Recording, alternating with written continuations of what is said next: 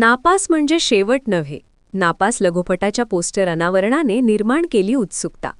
आयुष्याच्या वाटेवर नापास हा शब्द अनेकदा शेवट वाटतो, पण खरंच तो शेवट असतो का? याच प्रश्नाला भिडणारा आणि मनाला चटका लावणारा नापास हा लघुपट आता प्रेक्षकांच्या भेटीला येण्याच्या तयारीत आहे. बाळूमामा फिल्म प्रस्तुत या लघुपटाचे पोस्टर नुकतेच दिमाखात अनावरण करण्यात आले आणि त्या क्षणी उपस्थित प्रत्येकाच्या मनात एक वेगळीच भावना दाटून आली.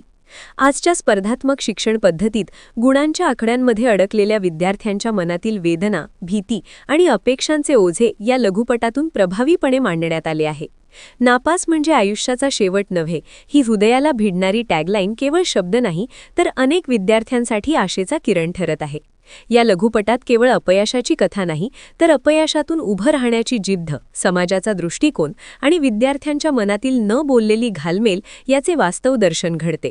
त्यामुळे नापास हा लघुपट प्रत्येक पालक, शिक्षक आणि विद्यार्थ्यांसाठी आत्मपरीक्षण घडवणारा ठरणार आहे. बाळूमामा फिल्मने नेहमीच सामाजिक भान जपणाऱ्या विषयांना प्राधान्य दिले आहे. नापास हा त्याच परंपरेतील आणखी एक महत्त्वाचा टप्पा असून समाजात सकारात्मक बदल घडवण्याचा प्रयत्न असल्याचे निर्मात्यांनी सांगितले.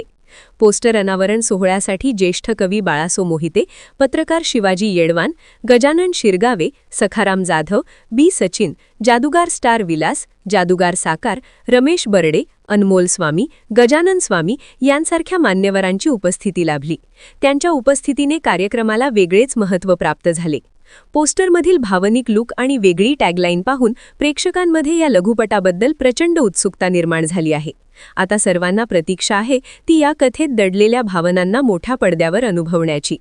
ग्रामदेवता प्रतिनिधी गजानन शिरगावे, इचलकरंजी.